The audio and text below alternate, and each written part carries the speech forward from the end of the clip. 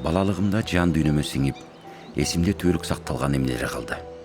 Апам, атам, эненин найзик мээрими, тоолор, ысык көлдүн мелтиреген көк түсү, күн тийбес жана тастарата чоккуларынын зор көрүнүштөрү, жылкылар, комуз күүлөрү, манасчылык өнөр, туугандар, достор.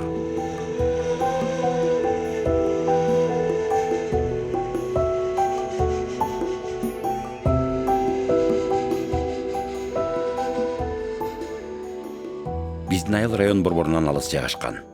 Ушул себептен улам профессионал театр өнөрү, классикалык музыка, живопись ушул сыяктуу нерселер менен бала кезде жакыныраак, эрте таанышууга мүмкүнчүлүк жок болчу.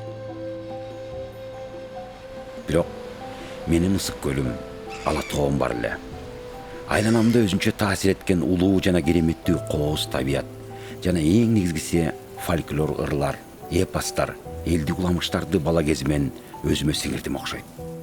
Мен өзүмдү бактылуумун деп сезем.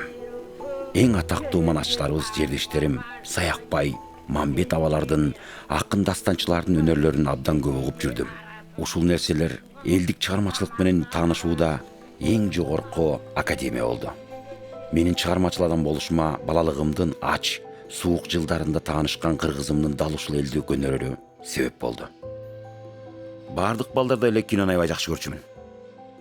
Мендеги мындай сүйөө айылдан көргөн үнсүз Чаплиндин фильмдериненби, же Фрунзеде окуп жүргөндө көргөн Багдадтык ууру сыяктуу окуялары курч, балалык сезимди эргиткен фильмдерди көргөндө пайда болгондур. Айтор мектепти бүтүргөндөн кийин кинодо иштейм деп чечтим. Ошол мезгилде Ленинграддагы киноинженерлери институту студенттерди кабыл алууну жарыялайт деген кулактандырууну угуп калдым. Чынын айтсам, киноинженер деген эмне экенин анчалык кайрып билген эмесмин. Табышмактуу сөз, кино деген сөздөн башталган уламбы, тапшырдым. Леки бул инженердик университет болгондуктан орто мектептин фундаменталдык билими талап кылынчу. Менде кемчиликтер абдан көп эле. Бирок ошого карабастан университетти бүтүрүшүмө, окууну бүтүрүп, жогорку билим алам, үй бүлөмдү багам деген чоң умтулуулар түрткү болду. Лекини 1958 жылы бүтүргөндөн кийин Фрунзеге келип, алгач үн инженери, андан кийин үн оператор болуп иштей баштадым. Мен курс ачылаптырмын, ошо жака барып, ошо режиссураны окуп келейин деди. Анан мен айттым, балдарым менен мен кантип калам? Сен 2 жыл окуйт экенсиң, жок 2 жыл бат эле өтөт деп. 1964 жылы кайрадан окуу үчүн Москвага барып, жогорку режиссердук курсуна өттүм. Бизге Ром, Райзман, Козинцев, Юткевич, Герасимов өңдүү дасыккан адамдар сабак беришчү. Төлөмүш жөнүндө көп эле сөздөр айтылды. Эми мен айтсам, мактагандан башка эчтеке айта албайм да, мактан.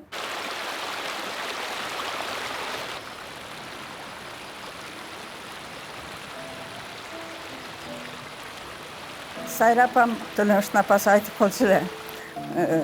Кээде ошо Төлөмүштүн туулганы жөнүндө кийин аты чыгып неметкенде сурасам, ой, муну сайдагы таштын жанында көрсө боюнда бар экен, туурасында турушат. Сууга келгенде сууну көтөрө албайт.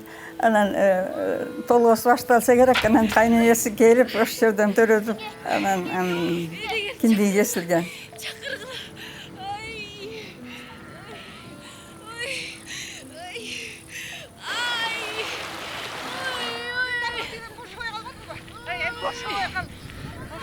Ay gününe çekip kalkan ne beni. Beni kolum güneş. Bunu elimde kol. Karma teyze. Canını ver. Bas. Eti kadam.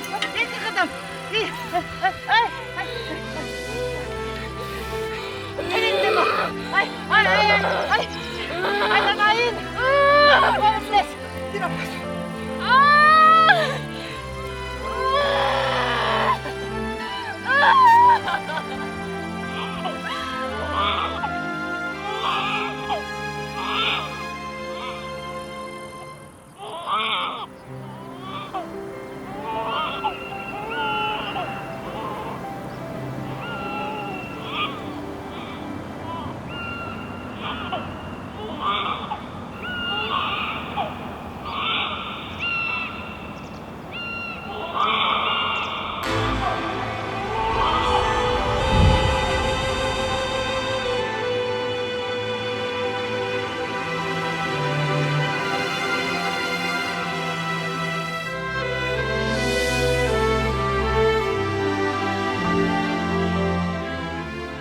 Төлөм Шокеев кыргыз киночуларынын залкарларынын бири.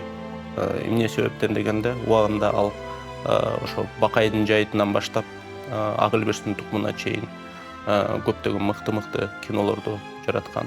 Ошону менен бирге Кымыш өлкөлөрүнүн 100 шедевр киносунун ичинде ошо Бакайдын жайыты менен Көксерек тасмасы кирген.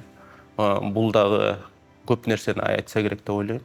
Ошондой эле 2002 жылдан баштап ошо улуттук кыргыз фильм киностудиясы Төлөм Шокеев агабыздын атын алып жүрөт. Төлөм Шокеев мындайча айтканда өзүнүн өмүрүндө жеке эле баягы чыгармачылык эмес, ошо таалим тарбия багытында дагы мындай өчпөс мурас калтырып кетти десек болот. Себеби ошо кыргыз кереметинин жаратуучулары бүгүнкү күндөгү жаратылып жаткан кыргыз кинолорунан формасы болсун, стилистикасы болсун, багытын аныктап кеткен десек болот. Ошол себептен дагы бүгүнкү күндө кыргыз киносу дүйнөлүк аренада өзүнүн ордун белгилеп келүүдө. Кыргыздар жылкы баласын кастарлап асыл деп багып келген. Төлөм Шокеевдин балалыгы да ушундай үй-бүлөдө өткөн. Жылкылар кыска метраждуу даректүү кино тасмасы. Режиссердун сүрөткердик өзгөчөлүгүн дароо таасын чагылдырып, багытын белгилеп, Бакайдын жайыты толук метраждуу көркөм кино тасмасына даярдык болгон. Режиссер үчүн жылкылар темасы, балалыгына кусалуу кайрылуусу, түбөлүктүү ностальгиясы, бир тарабынан жылкылар фильми, Төлөм Шокеевдин көчмөндөр тууралуу фильмдеринин бүтүндөй эстетикасын аныктаган программалуу тасма.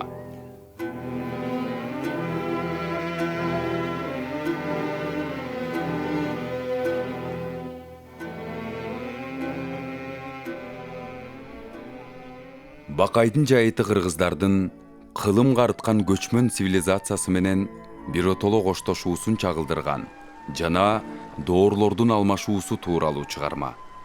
Ушул өңүттөн алганда Төлөм Шокеев көчмөндөрдүн акыркы кулуну, акыркы уулу. Собственно говоря, можно сказать, что и в короткометражке «Это лошади», и в «Небо моего детства» Таламуш Акеев сумел в то время, в советское время, высказать эту мысль. То есть он защищал национальные ценности, он защищал национальную культуру. Бакайдын жайытындагы бир эпизодду жанагы жиди келип урумду сабайт эмеспи? Ошол жерин көргөндөн кийин это чудо деп айтыптыр. Себеби абышкасы уруп атат, ачыкка баратып жыгылганда тиги тура калып кой абышка менен аркасын чуркап баратат. Эми Европанын понятиясында таяк жегенден кийин ага зло должна держать женщина. Ал болбой таяк жеп алып, туруп алып, анан кийин барып кой абышка менен болду деп барып жөлөп атат. Ошол жерде критиктер, киноведтер это чудо деп айтыптыр. Халык келбейсиң, жардамдашпайсың деп тирейип туруп албай. Как барлар силерден жакшылык көрбөдүк го. Абышка.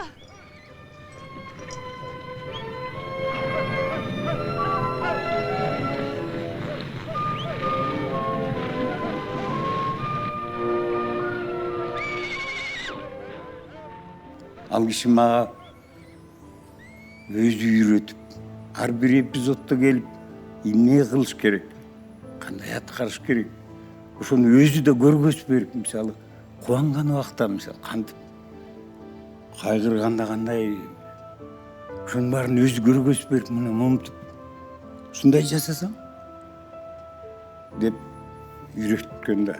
Бул өзү чоң школаны мен ал кишиден өттүм да. Бакайдын жайыты бул чындыгында айтканда менин түшүнүгүмдө бул фильм кыргыз киносунун эң бийик чокусу деп айтат элем. Бакайдын жайыты бул классикалык фильм деп айтар элем. Бакайдын жайыты бул чындыгында кыргыз киносунун жогорку бийиктигин көрсөттү. Ал биринчи эле фильм менен ошол нерсени бийик нотаны алды деп айтар элем да. Менин оюмча Бакайдын жайыты Төлөм Шокеевдин чыгармачылыгындагы өзгөчө бир кульминациялык чокулуу истелет деп айтар элем да. Бүгүнгө чейин ушу Бакайдын жайыты биздин кыргыз киносунун шедеври, классикасы. бир гана кыргыз эмес, совет доорундагы эң мыкты 100 фильмдин катарына кирген да.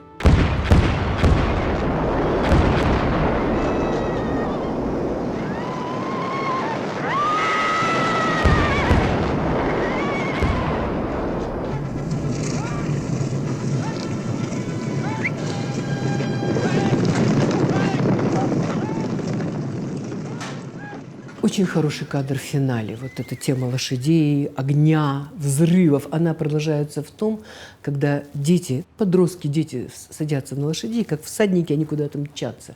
Они мчатся по тоннелю. И можно двояко трактовать. То есть они, может быть, мчатся в светлое будущее, а может быть, это как всадники революции, они мчатся к смерти.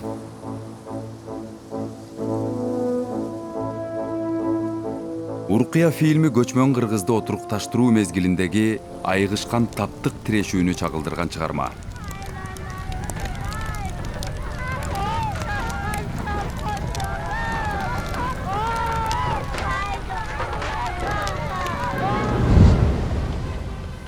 Уркия тасмасын мен ушундай баштайын аракет кылдым.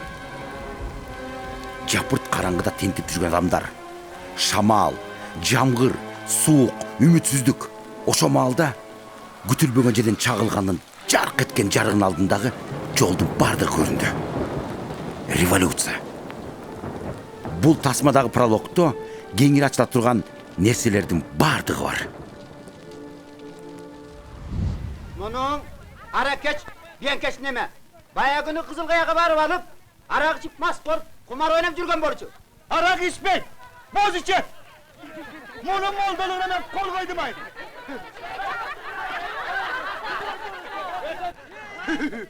Bir günü ökөбүз базага тоюп алып, шундай бир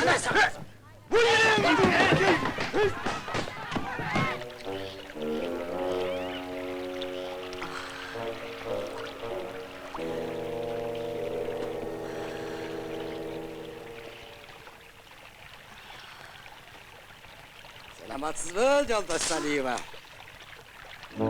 Фильмде кандуу кагылыштан жапа чеккен элдин трагедиялуу тагдырын көрөбүз. Айрыкча тасмада бул трагедияны таасын көрсөткөн учур кыргыздын башына түшкөн абалга кейип турган Муратбек Рыскуловдун аткаруусундагы ажынын көз жашы.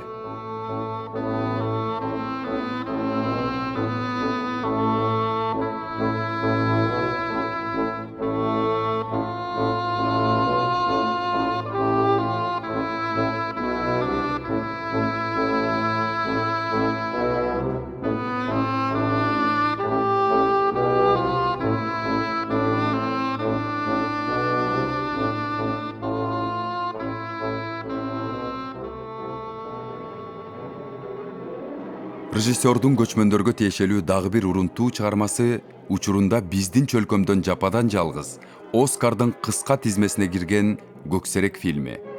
Казак элинин үлкөн таланттуу уулу Мухтар Ауызовдун повестине негизделген бул тасманын маани маңызы, философиясы кыргыздын бөрү баласы ит болбойт деген байыркыдан калган кемеңгер түшүнүгүнүн тегерегинде курулган. Бул фильмде Төлөм Шокеев режиссер катары өтө масштабтуу ой жүгүрткөн. Философиялык жалпылоочу тиянактарды жасоого толук кудурети жеткен сүрөткер экенин айгинелейт. Вот ты какой. Тебе это не нравится? А? Так защити. Бей. Ударь. Ну, ударь меня. Ну? Не буду. Вот когда я вырасту большим, а ты будешь совсем старый, тогда я расскажу тебе, чему ты меня учил. Мухтар Ауезовдун Көксереги бул айвандан өткөн, айван бул адам же. Адамдын айвандык эмеси жөнүндөгү ушу жаратылышка каршы чыккан, жаратылыштын бүлүндүргөн нерсесинде ушул Төлөм Шокеев Көксеректе аябай жогорку чыңалууда тартты да бул фильмди. Мухтар Ауезовдун классикалык чыгармасына кайрылуу менен өзүнүн дагы жаңы бир мейкиндигин ачты деп айтар элем Төлөм Шокеев. Көксерек фильми орток кыргыздын дагы казактын дагы бир мыкты фильмдеринин бири болуп калды деп айтар элем. И вы знаете, и вот весь Таламуш Акеев, все его картины, их немного, их, по-моему, 7 или 8 полнометражных картин, но каждая картина смысловая, она каждая имеет значение. Погодите! Остановитесь! Хасен! Не оставляй ребенка! Он же совсем болен! За что такого человека забираете? Он же никого не трогал! Он никому ничего плохого не делал! Хасен! Не оставляй мальчика! Он же болен совсем! Хасен! Остановитесь!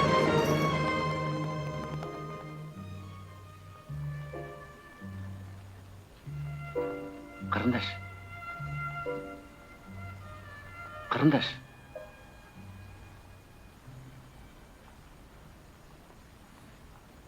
Siz mağabı? Ооба. Мен сізге алма алып келдім біле. Qanday alma?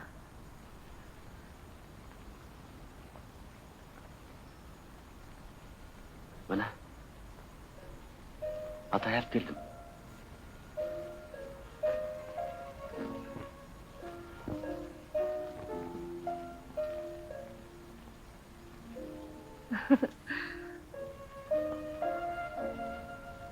Qizil cho'qday bo'lgan. So'nni alma kel. Buni qaydan topdingiz? Мұны сүрет тартып жүріп, жалбырағы түшкен көп дараттың арасынан таап алдым. Бубак басқан ескі вақта ушул алма үшүбей жалғыз қалыптыр. Көзіме өте қооз же асыл нерсе урунса эле, сизде истейм. Жанагы мага кымбат жана асыл нерселерди кааласаңыз. Rahmat, salomatda bo'ling.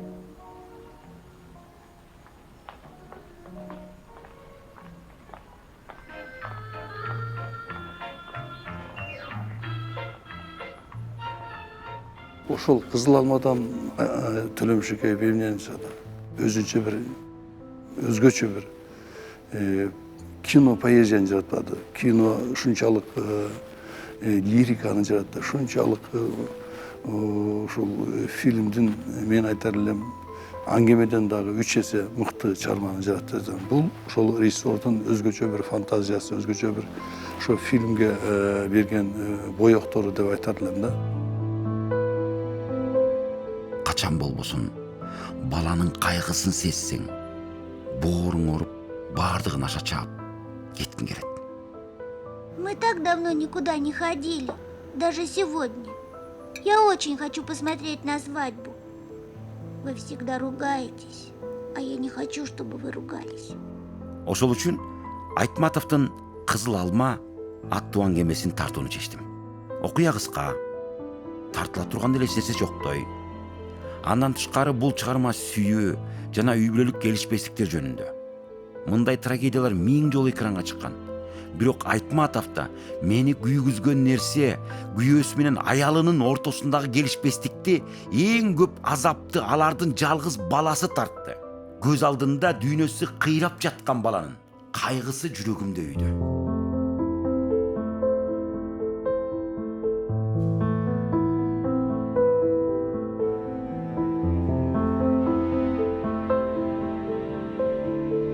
Кызыл Алма биздин ушул кино, кыргыз улуттук киносунун бир өзгөчө фильмдердин бир катары эсептелет. Төлөмүш Акеев бул кыргыз фильм үчүн гана эмес, бүт дүйнөлүк кинематограф үчүн жөнөкөй инсан эмес. Бул өзүнүн жан дүйнөсүндөгү бүт жанагы дарыя сезимдери, адамдын сезими, кубанганы, кайгырганы, типтиге жанагы аттар ары чаап, бери чапканда жүрөгүң болуп кетип, ошо аттар менен кошо чаап бараткандай сезимдерди, бүт ушунун баарын Төлөмүш агай бизге тартуулады. Там художник, главный герой, он рисует каныкей. И вот получается, что вот этот образ идеальной кыргызской женщины – это каныкей.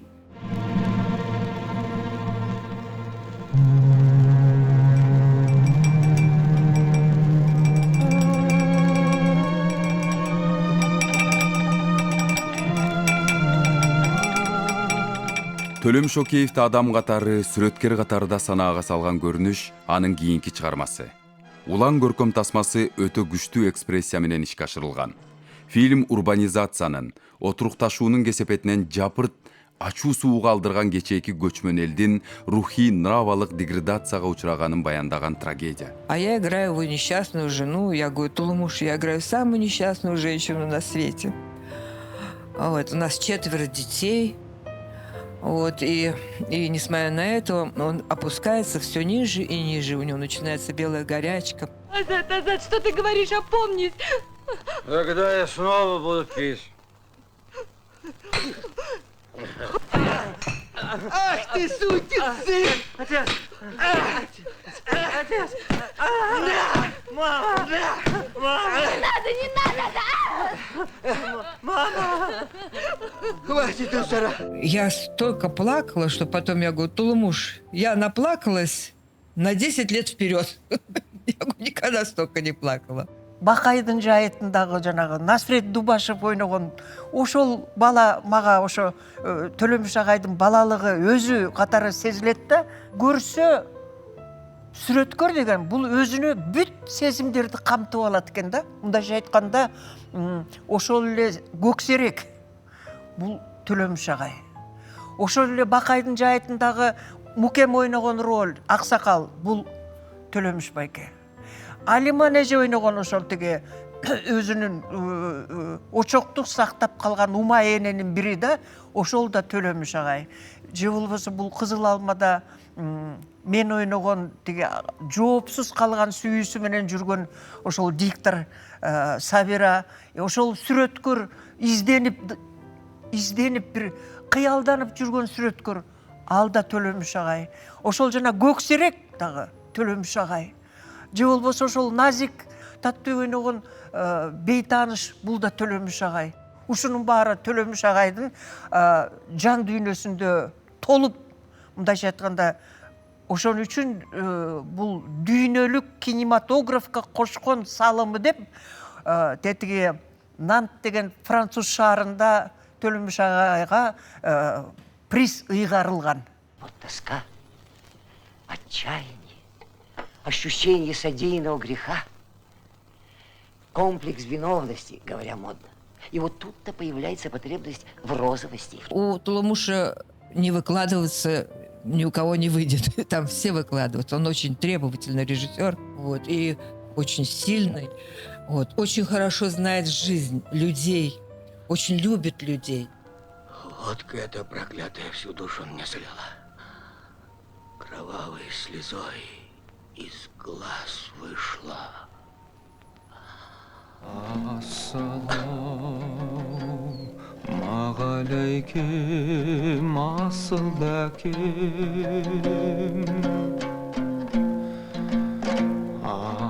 Мен үчүн кино эч качан оңойлук менен жаралбайт. Ар бир нерсе үчүн жаныңды таштап коюп, күрөшүп, кызыл чеке болгуча талашпасаң болбойт. Художник баардан мурда жүрөк менен сезгенин ошол калыбында сактап калууга тырышыш керек. Убакыт өткөн сайын ал сезим мокой берет. Тилекке каршы мындан качып кутулуу мүмкүн эмес. Улгайган сайын күч кубат кете баштайт.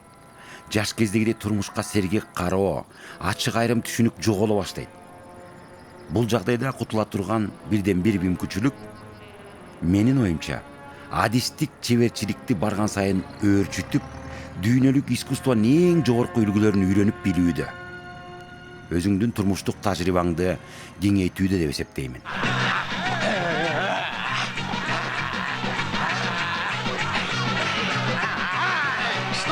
Что делаю? Потеряли совесть совсем, с ума сошли, упились, деньги на ветер бросают.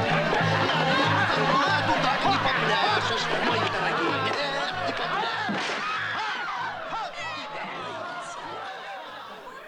Если говорить о Талмуд Шакееве, то, конечно, надо говорить о кыргызском кинематографе.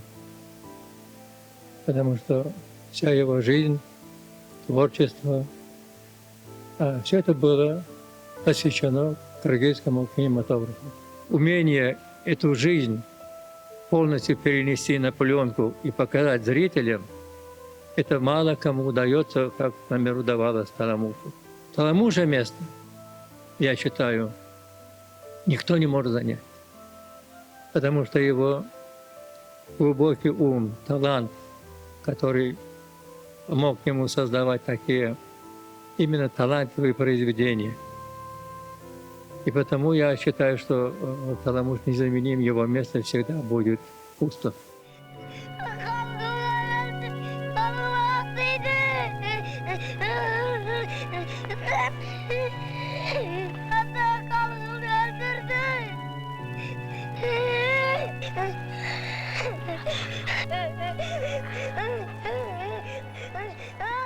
Төлөмүш байке жөнүндө айтсак, анын интервьюсунан бир сөзү бар, изим тоолордо калды деп.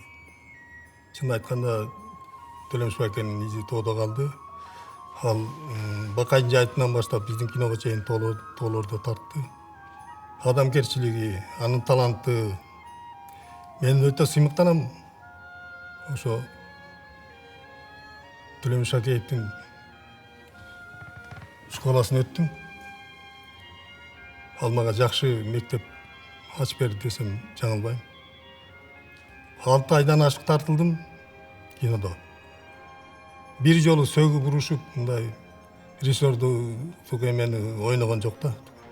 Кыргыз фильмде Төлөмүш Акеев съемканы баштады дегенде бүт рабочийлер, шоферлор баары Төлөмүш Акеевге качып кетишет. Ушундай сыйлайт эле. Кожо жас бул энди кыргыз калкы үчүн үлкөн бир Кур'ан-ы Кәрим сыкылды кинолардын бири, такырыптын бири. Мен сонда Мундузбайды ойнадым. Биз селкинчек деген жерде түсүрдүк. Содан кийин жогары кийинип алып жогары көтөрүлөбүз. Төкөн бир 24 кийиз үй тиккизди. Кийиз үйдүн ээлери өздөрүнүн малдары менен бала шагалары менен бардыгы бирге келди. Көтөрүлгөн кезде Мундузбайды каршы алганын көрсөңүздөр. Мундузбай байге бизге кирип кетиңиз. Кымыз ишиңиз деп. Мен басында кымыз денди, кымыз давылда өссөк дагы 5-6 кесе ишкенден кийин тоюп каласың. Эң соңу сол бүкүл 24 кийиз үйдөн сол кымызды ише баштадык. Төкөм абдан күлүшет. Міне, көрдүңбү? Сен ойнайтын Мундузбайдың кыргыздардын алдындагы бедели кандай деп. Ол ушун мәнинде солай еді. Кожо жаш бул өзүнчө эпика. Биздин тарыхыбызда биринчи жолу Океев эпикалык темага кайрылып, Кожо жаш менен Карагул Ботомдон бир кино жаратып, анда бүгүнкү күндө дүйнөдө азыр биринчи көйгөй бул экологиялык катастрофа. Бул климаттык өзгөрүү, климаттын жылып кетиши, мына 2050 жылга чейин Европада 50 градуска чейин жылып кетет деп атат. Анда адам жашай албай калат. Ошону мындан 50-60 жыл мурун Океев айта билген. Ошон үчүн Европадагы эң кинодогу чоң сыйлыкка татыган. Бул өз доорунда аншлаг болгон бул кино. Азыр ошол Океев айткан экологиялык катастрофа 10-дун деңгээлинде каралып, 10 Бириккен Улуттар уюму дүйнөдөгү 21 кылымдагы 17 проблеманы айтса, ошонун бирөөсү Океев айткан проблема. Бул адамзаттын экологияга жырткычтык менен кылган мамилеси. Адам сыяктуу ошол илбирс дагы, кийик дагы, элик дагы, теке дагы бул дүйнөдө жашоого акысы бар. Алардын адам сыяктуу жашоого акысы бар. Ошого адам сыяктуу мамиле кылуу көйгөйүн эң бийик кинонун тили менен айтып берген. Бул биздин кинодогу эң бийик жетишкендик.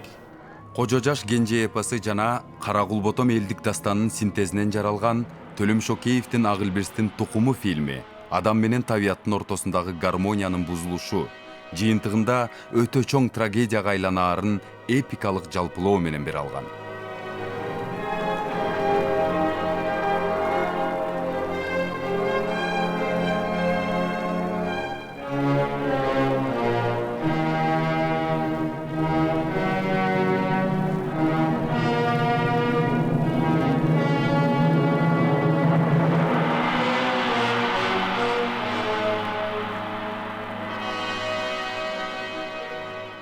Роль или значимость Таламуша Акеева в кыргызском кино трудно переоценить.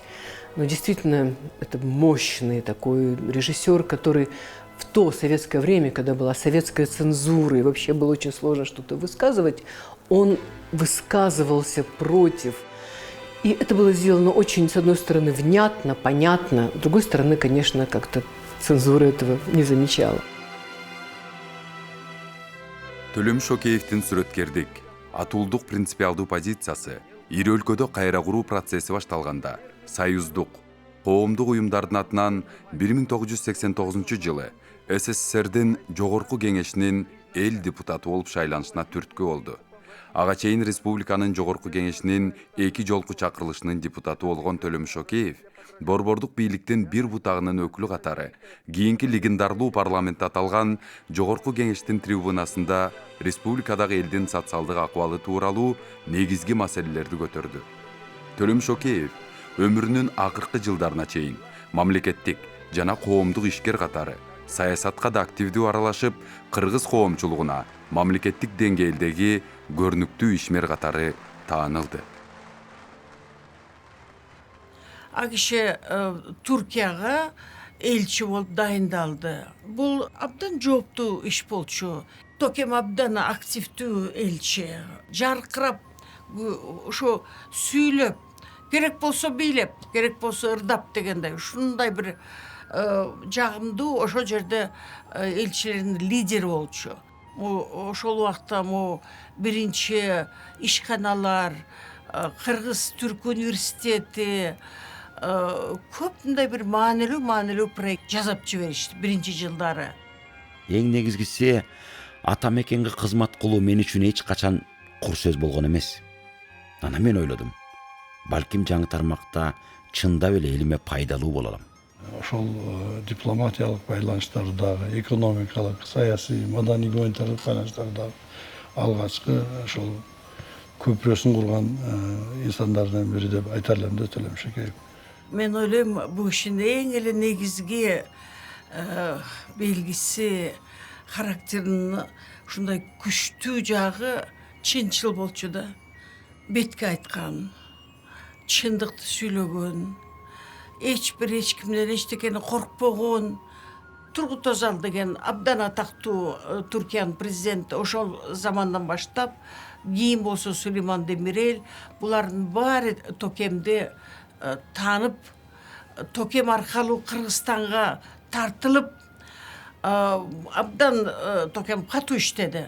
Президент Özal менин атымды сурады. Мен өзүмдү тааныштырдым. Төлөм Шокеев маркум Özal түшүнбөй кайра сурады. Сиздин атыңыз Тургут, менин атым Төлөмүш. Сиздин фамилияңыз Özal, меники Океев.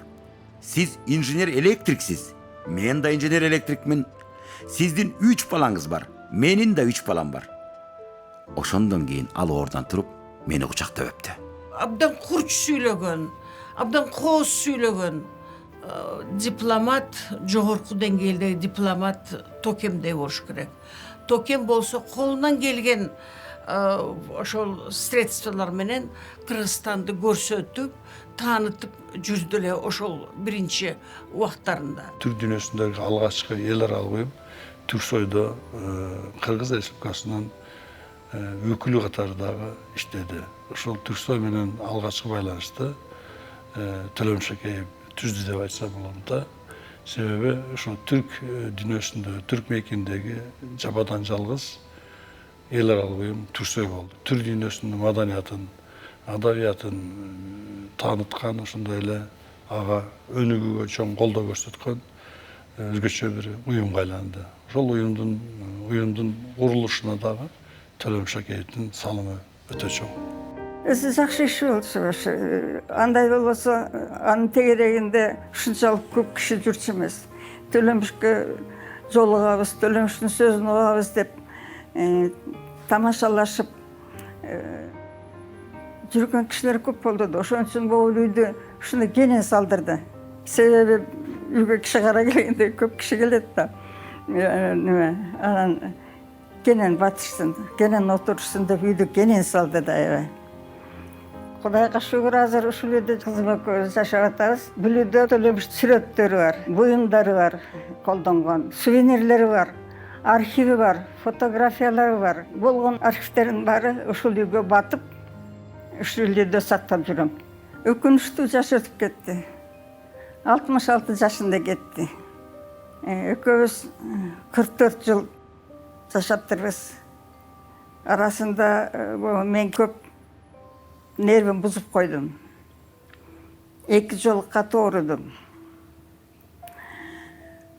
Экөөндө тең мени куткарды. Мени Германияга алып барып, ошол жерден боорумду алмаштырып берди. Ошол боорумду алмаштырганга быйыл 31 жылдан өтүп 32 жылга кетти. Кудай жалгап, операция жакшы болду. 32 жылдан бери жашап келатам. Вообще у него потрясающая семья. Вот 3 замечательных детей. Азиза, Амина и Искандер. Вот все сейчас уже взрослые. Вот, и обожают своего отца. Вот, он обожал их. Вот, конечно, он много времени проводил в экспедициях, и поэтому они очень скучали по нему. И вот Азиза всегда говорила: наш папа – это человек-праздник. Эң жакшы көргөнү неберелери. 7 кыз неберебиз бар. 2 кыздын, 2ден кыздары, анан Искенден 3 кызы бар. Ал үчүн абдан бакыт болчу. Ошол кыздарды багып, чоңойтуп, эң улусунан эң кичинесине чейин бүт баарын жанында алып жүрдү. Москвага барам деп атканда, к сожалению, эртең менен үзүлүп кетти.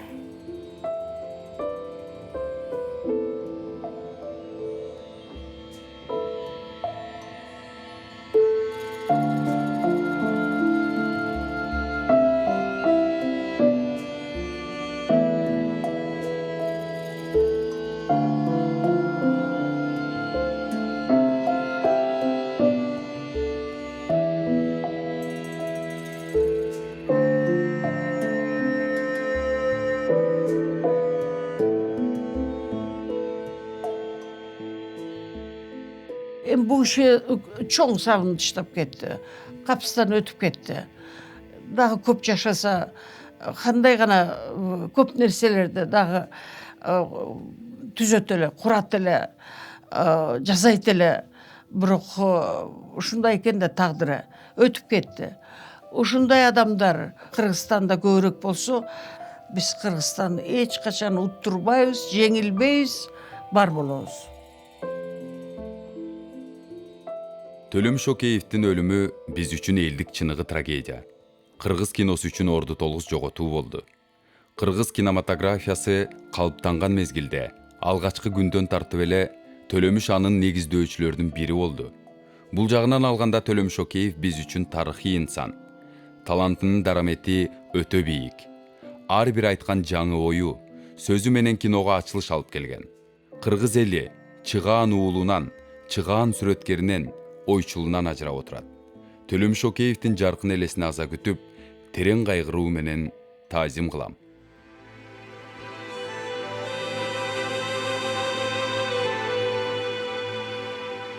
Бүгүн менин өлкөм үчүн кыйын мезгил болуп турат. Мен элиме, өзгөчө жаштарга эң башкысын кайраттуулукту, өз күчүнө ишенимди каалайм. Эң негизгиси иштөө керек. Эмгек гана бизде ар бирибизди кыялданган келечекке жакындатат. Мен Кыргызстандын келечеги кең болоруна ишенем.